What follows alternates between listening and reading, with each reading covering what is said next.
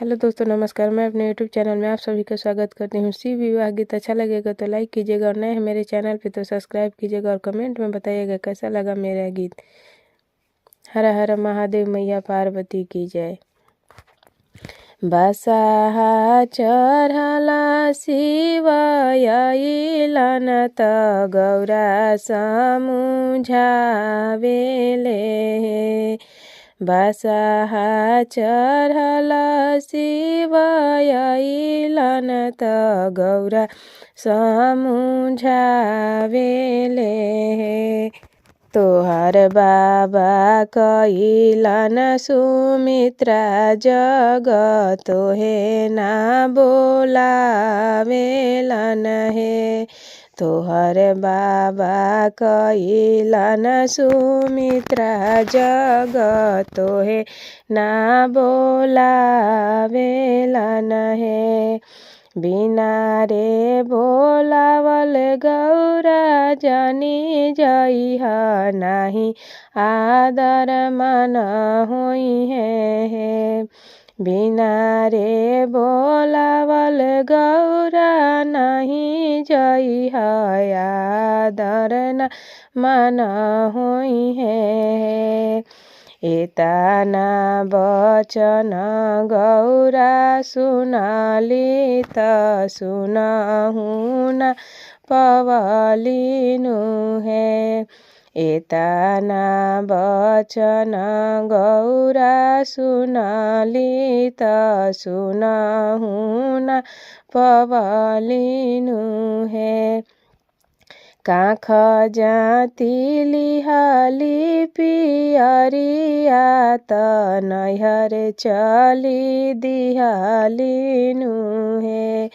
काख जाति लिहाली पियरिया त नैहर चली दिहालिनु है।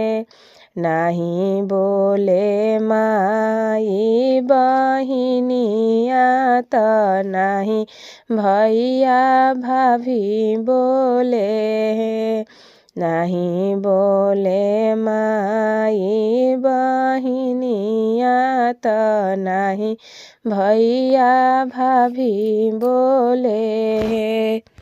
सभावा बैठल गौरा के बाबा गरजी गरजी बोले हे। सभावा बैठल गौरा के बाबा गरजी गरजी बोले हे। बिना रे बोलावल गौरा चली आइलु जगवा के नासी दिहलु है। बिना रे बोलावल गौरा चली आइलु जगवा के नासी दिहलु है।